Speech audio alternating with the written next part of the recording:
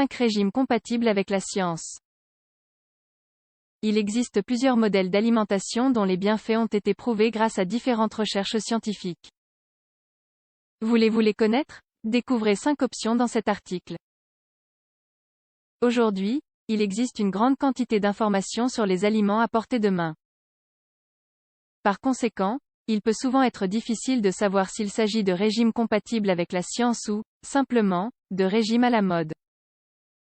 Il faut fuir ces derniers, car ils sont souvent associés à des effets rebonds ou à un déficit en nutriments pouvant conditionner la santé à moyen terme.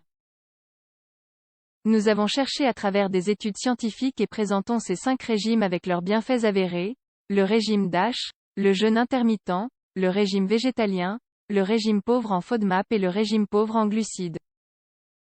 Apprenez-en plus. Régime compatible avec la science 1. Régime DASH.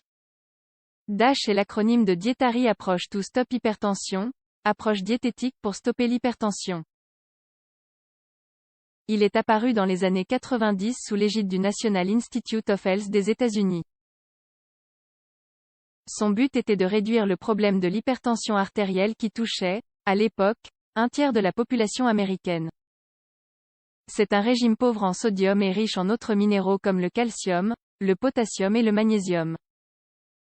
Il fournit également de bonnes quantités de fibres et de protéines.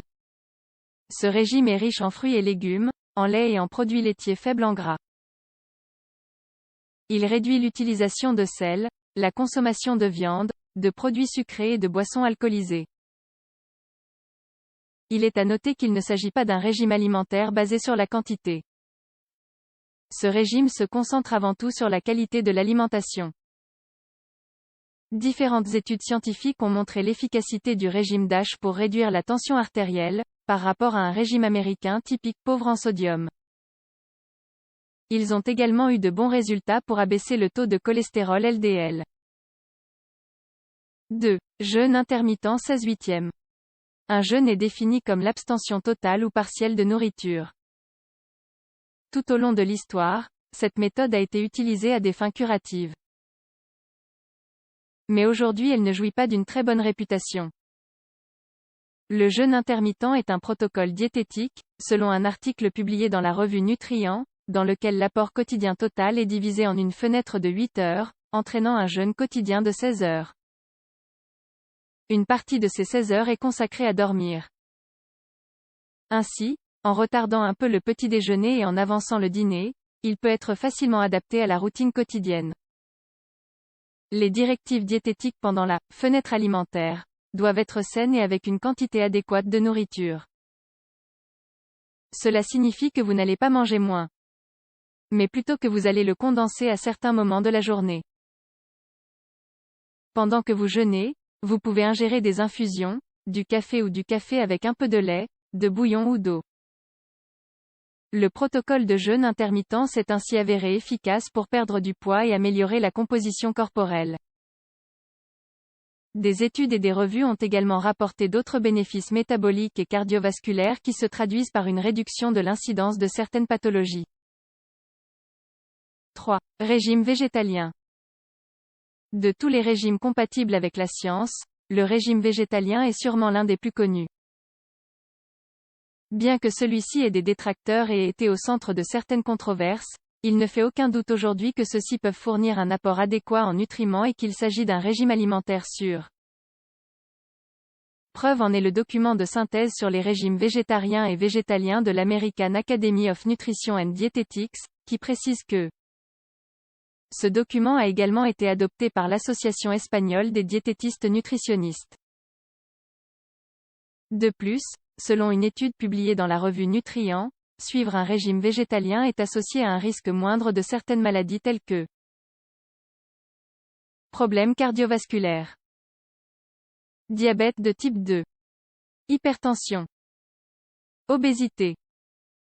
De plus, les régimes à base d'aliments végétaux sont aussi plus durables pour l'environnement.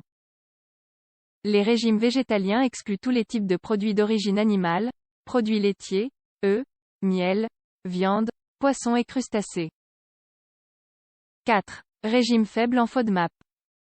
Le régime pauvre en FODMAP est un régime thérapeutique particulièrement indiqué pour les personnes souffrant du syndrome du côlon irritable.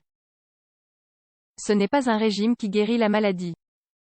Cependant, il améliore les symptômes et les inconforts qui y sont liés.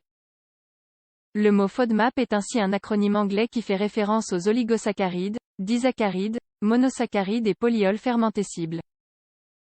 Ces glucides se trouvent dans certains fruits, légumineuses, fruits secs, légumes et produits laitiers. Au début, c'est un régime assez restrictif. Il est donc indispensable de le suivre sous les conseils d'une diététicienne spécialisée pour éviter d'éventuelles carences. Originaire de l'université Monash en Australie, ce régime s'est révélé efficace pour réduire les symptômes fonctionnels du syndrome du côlon irritable. Douleur abdominale. Flatulence ou gaz. Gonflement.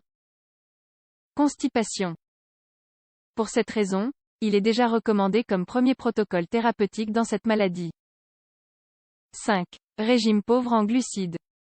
Le régime pauvre en glucides ou low carbs est basé sur la réduction de la consommation de glucides, généralement inférieure à 40% des calories totales ingérées. Bien que toutes les approches réduisent l'apport total en glucides, il n'y a pas de consensus clair sur le pourcentage qui définit un régime pauvre en glucides. Il ne faut pas confondre un régime pauvre en glucides avec un régime cétogène. Ces derniers sont des régimes à très faible teneur en glucides. Bien qu'ils puissent être bénéfiques dans certains cas, ils doivent être supervisés par un médecin. Les glucides doivent provenir de légumes, de légumineuses et de céréales complètes, éliminant ou limitant la consommation de farines raffinées et de sucres ajoutés. Dans la plupart des études menées, ces types de régimes offrent ainsi de meilleurs résultats en termes de perte de poids que les régimes pauvres en graisses typiques. Dans un premier temps, il y a une perte de poids liée à la perte d'eau. Mais avec le respect du régime, il y a aussi une perte de graisse corporelle. Des améliorations ont également été démontrées dans le contrôle glycémique chez les diabétiques et dans les marqueurs de risque cardiométabolique. Il existe des régimes qui parviennent à améliorer l'état de santé selon la science. Maintenant que vous connaissez ces 5 régimes compatibles avec la science, on ne peut que se rappeler que, bien que ces régimes offrent des résultats étayés par la science, il est toujours conseillé de consulter une diététicienne pour suivre tout type de régime de manière contrôlée et sûre.